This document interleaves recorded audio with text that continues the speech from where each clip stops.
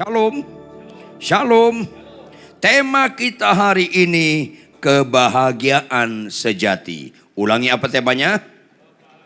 Mari kita buka Alkitab kita Lukas 11 ayat 27 sampai 28. Ayat sangat singkat tapi mengandung nilai-nilai utama yang Tuhan sedang sampaikan kepada setiap orang percaya.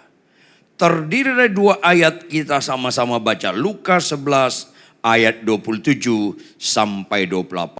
1, 2, ya. Ketika Yesus, lebih keras, berserulah seorang perempuan dan berkata kepadanya,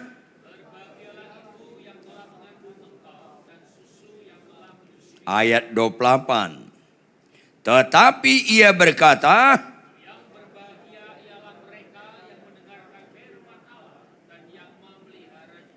yang berbahagia ialah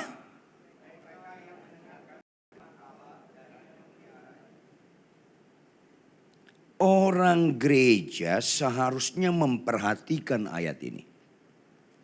Karena apa? Kembali lagi ayat 28, operator tampilkan ayat 28. Tetapi ia, Bapak Ibu jemaat sekalian, siapa ia di sini? Siapa ia di dalam ayat ini? Belum pada sarapan ya? Saya baru mendarat tadi dari Jakarta, langsung khotbah di perumahan apa? Pondok Chandra. Langsung ke sini. Apa karena saya orang Batak ya, terlalu keras suara saya ya? Halo Bapak Ibu, yuk. Siapa ia di sini? Lebih keras. Mau nggak kita samakan persepsi? Yesus adalah pakar bahagia. Yang setuju katakan amin. Dia pakar bahagia. Siapa saja berpendapat tentang bahagia pasti keliru kalau di luar ayat ini. Pasti. Sayangnya orang gereja tidak menikmati kebahagiaan yang sesungguhnya. Akhirnya kebahagiaan yang kaya sesungguhnya. Kalau kaya sesungguhnya berarti tidak sesungguhnya. Bahkan kebahagiaan imitasi, palsu. Yang berakibat kepada kekecewaan yang tak berkesudahan. Nah Bapak Ibu, yuk kita mulai perhatikan konteks ayat 27. Tampilkan ayat 27 operator. Konteksnya ketika Yesus ngapain Bapak Ibu? Masih berbicara. Kalau masih berbicara sudah selesai atau belum? Belum. Berikutnya, berserulah seorang perempuan. Kata perempuan dalam bahasa Yunani sini wanita dewasa. Tolong jawab Bapak Ibu jemaat sekalian. Kalau berserulah itu teriak atau setengah suara? Teriak. Berarti konteks di sini seorang wanita gak tahan lagi untuk mengungkapkan pujian terhadap Yesus. Berbahagialah ibu yang telah mengandung engkau dan susu yang telah menyusui engkau. Karena sikap Yesus Kristus sebagai pemuda yang sederhana begitu smart. Konteks perikop sebelumnya, Yesus difitnah kerasukan Beelzebul.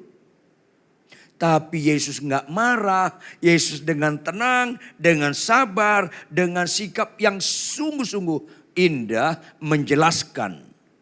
Apa itu pekerjaan yang benar? Apa itu pekerjaan yang tidak benar? Atau pekerjaan iblis? Di tengah-tengah Yesus lagi mengajarkan itu, kagum sekali seorang ibu. Maka bersuruhlah ibu, ayat 27. Seorang ibu ini bersuruh apa? Berbahagialah ibu yang telah mengandung engkau dan susu yang telah menyusui engkau. Cerdas Bapak Ibu jemaat sekalian, teliti. Kebahagiaan yang mulia di bumi tanpa Yesus, kebahagiaan seorang ibu. Kalau Anda nggak mengerti nilai bahagia, maka sulit Anda mengerti kenapa kebahagiaan seorang ibu paling baik daripada kebahagiaan apapun sebelum Yesus datang ke dunia. Apa itu? Kebahagiaan seorang ibu bicara makna. Bicara apa? Makna. Halo, lampu yang ada di ruangan kita ini beberapa yang nyala disebut hidup. Tahu nggak Anda disebut hidup karena apa? Karena memberi. Ulangi, karena apa? Lebih keras. Anda punya handphone, hidup nggak? Dari mana dia hidup? Dia memberi. Memberi manfaat untuk kita bisa berkomunikasi. Jam tangan Anda hidup nggak? Hidup. Karena memberi. Memberi informasi waktu. Maka itulah nilai. Itulah kebahagiaan. Sehingga ada nyanyian seorang tentang ibu. Bagus sekali. Dan sayangnya orang gak sadar. Nyanyian yang sifatnya umum tentang seorang ibu. Jauh lebih bagus daripada lagu rohani sekarang kebanyakan. Kebanyakan lagu rohani sekarang sentrisnya humanis. Bukan theos, bukan Tuhan. Tanpa disadari. Apa itu lagu tentang ibu? Kasih ibu, lanjut. Kepada beta, lanjut. Kadang sepanjang, wow. Itu enggak lagu rohani loh. Tetapi kasihnya sepanjang masa. Kalimat berikutnya apa? Hanya memberi. Bagaikan surya. Gereja-gereja saya khotbah di kota-kota besar di Indonesia ini, kota-kota kecil dan juga kota-kota besar, kota-kota kecil di beberapa negara di dunia ini, terjadi degradasi moral.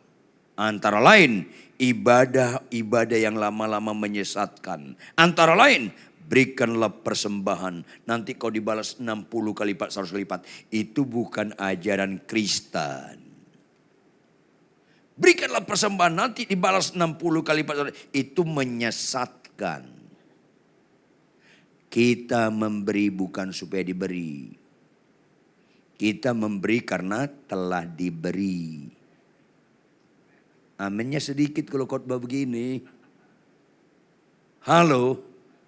Bukankah rusak kekristenan itu? Berilah persembahan, nanti dibalas 60 kali lipat. Saya gembala jemaat, satu jemaat di Jakarta. Saya pernah menegur ada keluarga jemaat yang rentenir. Kamu jahat sekali. Karena dikasih pinjam duit 1 juta, 1 bulan harus kembali 1.400.000. Bunganya 40%. Dikasih 1 juta, bunganya 40%. Kamu rampok kamu. Lebih jahat lagi orang Kristen. Berikan persembahan, nanti balas 60 lipat. 6.000%. Nanti kasih persembahan 1 juta, nanti kembali 60 juta. Itu ajaran sesat. Catat baik-baik, kita memberi bukan supaya diberi. Kita memberi karena telah diberi. Maka kita memberkati supaya memberkati. Saya peringatkan Anda Bapak Ibu jemaat sekalian. Salah satu orang Kristen yang gak ngerti Kristen adalah orang pelit. Kalau ada di sini jangan pura-pura gak dengar. Orang pelit itu gak ngerti Kristen. Catat baik-baik. Kristen identik dengan kasih. Ulangi Bapak Ibu 1, 2 ya. Kasih identik dengan berkorban. Ulangi Bapak Ibu. Berkorban di atas memberi. Ulangi Bapak Ibu. Yes. Makanya ibadah yang sejati bukan bicara menerima. Tetapi memberi. Persembahkanlah tubuhmu sebagai persembahan yang hidup, yang kudus. Dan puncaknya apa? Yang berkenan kepada Allah, bukan berkenan pada kita. Karena sebelum kita menyenangkan hati Allah, Dia lebih dahulu menyenangkan hati kita. Sebelum kita melayani Allah, Allah lebih dahulu melayani kita. Sebelum kita berkorban, Yesus sudah lebih dahulu berkorban atas kita. Sebelum kita setia, Dia lebih dahulu setia kepada kita. Yang sepakat tepuk tangan yang keras. Ini perbedaan signifikan Tuhan Kristen dengan Tuhan yang lain. Makanya kalau Anda perhatikan dan kritisi dengan kecerdasan, di luar Kristus semua orang bagaimana berbuat baik supaya masuk surga. Kita karena selamat maka berbuat baik. Berbuat baik itu buah keselamatan. Di luar Kristus, keselamatan buah perbuatan baik. Berarti keselamatan usaha sendiri absolut gagal. Karena nggak mungkin. Keselamatan itu inisiatif Allah. Karena kita selamat maka kita berbuat baik. Ojo diwalik nggih, monggo prokonco. Keselamatan bukan buah perbuatan baik. Perbuatan baik buah keselamatan. Yang nyambung katakan amin. Maka bahaya sekali penekanan-penekanan gereja. Datanglah ke gereja yang sakit sembuh. Yang gak punya anak dapat anak. Yang gak punya pekerjaan dapat pekerjaan. Itu menyesatkan. Karena itu bicara menerima. Yang benar datanglah ke gereja. Yang pembohong jadi jujur. Yang pemalas jadi rajin. Yang sombong jadi rendah hati. Maka Kristen itu ciri utamanya bukan sembuh. Ciri utamanya bukan pemulihan ekonomi. Ciri utamanya punya keteladanan hidup. Karakter makin bagus.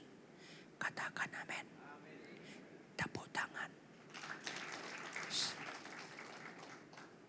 Makanya Bapak Ibu, apa yang terjadi dari ucapan Yesus ini, dengar baik Bapak Ibu. Tema kita hari ini, kebahagiaan sejati. Ulangi apa? Lebih keras. Tahu nggak Bapak Ibu jemaat sekalian, di dunia ini secara etika praktis ada 3 jenis kebahagiaan. Ulangi, ada berapa jenis? Pertama, kebahagiaan sejati, yaitu mendengarkan firman Tuhan. Ayat 28 operator.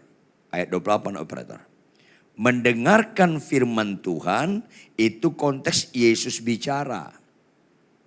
Karena zaman dahulu gak boleh masing-masing punya Alkitab.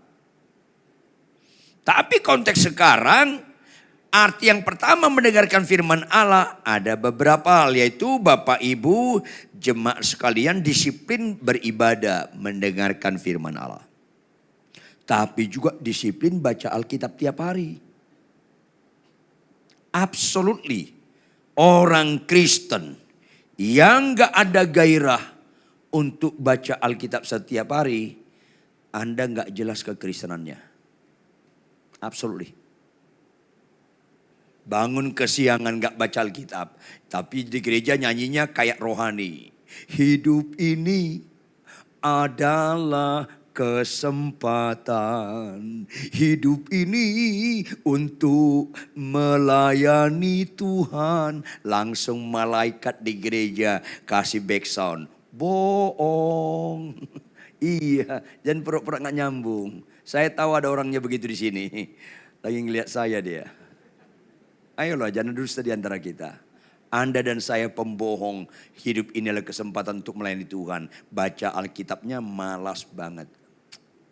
Tolong yang malas baca Alkitab tersinggung. Berarti belum mati rasa. Ayo dong.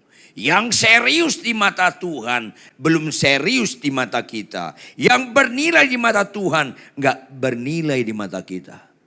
Kebahagiaan pertama, kebahagiaan sejati. Kebahagiaan yang kedua, kebahagiaan umum. Ulangi Bapak Ibu. Mayoritas, dengar baik-baik, catat bila perlu. Mayoritas para pendeta hamba Tuhan, apalagi jemaat, mayoritas masih menganut kebahagiaan umum, bukan kebahagiaan sejati. Mengerikan. Apa itu kebahagiaan umum?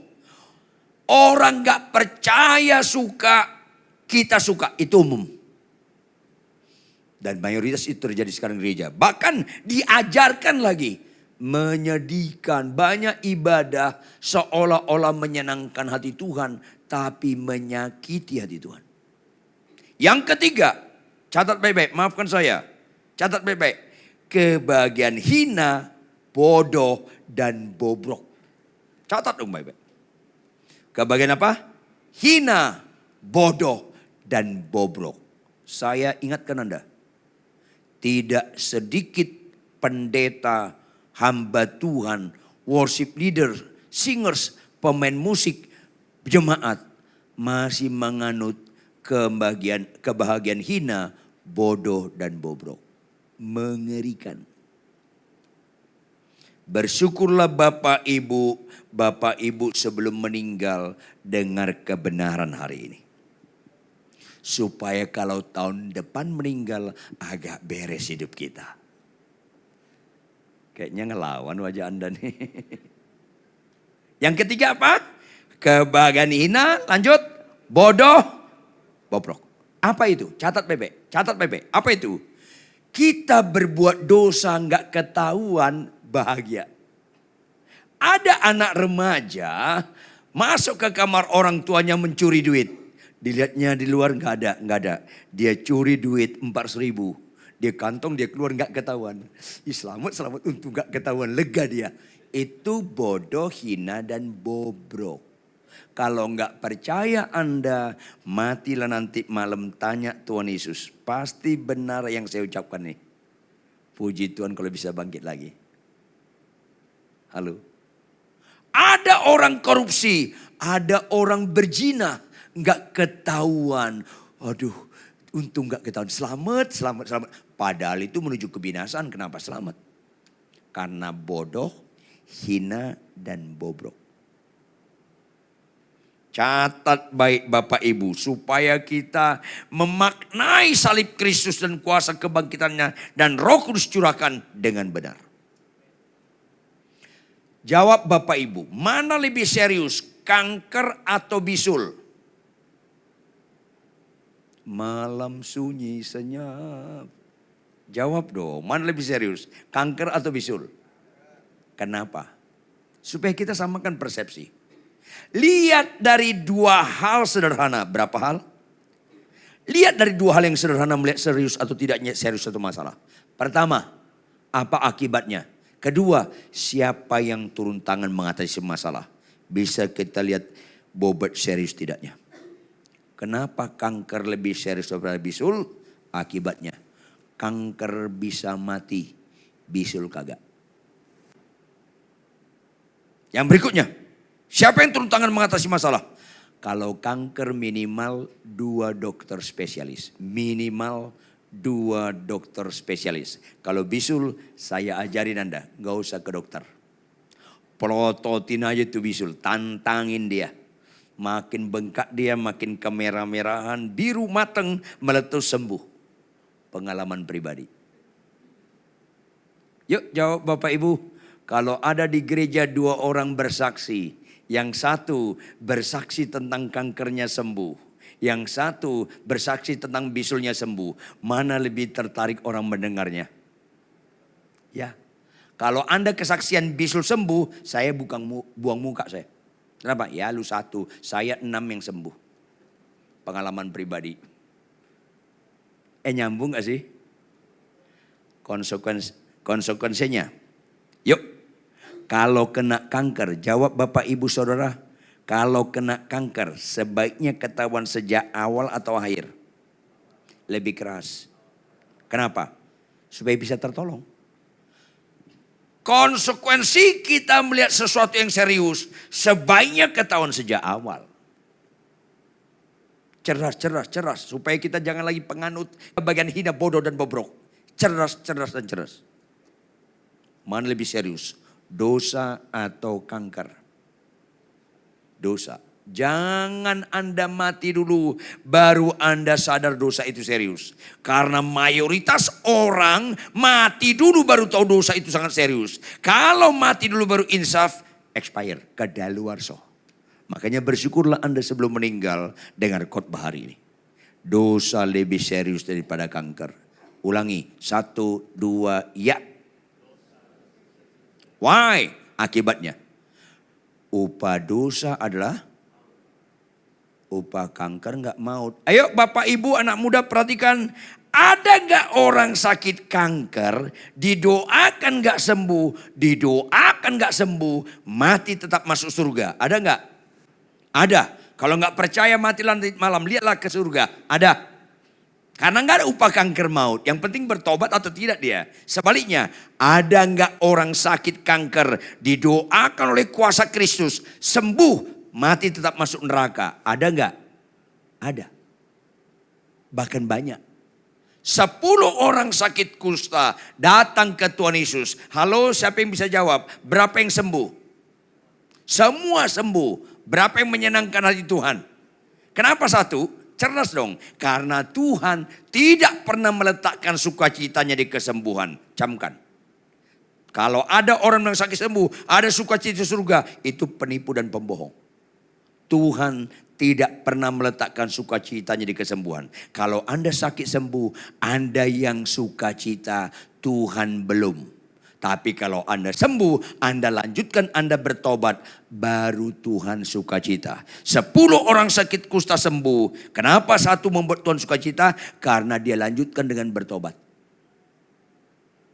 Karena Alkitab konsisten. Jika satu orang saja bertobat, maka seisi surga bersorak-sorai. Tepuk tangan yang mengerti. Yes. Jangan sesat. Kalau ada pengkhotbah berkata, kalau lumpuh berjalan ada sukacita surga, itu penipu dan pembohong. Catat.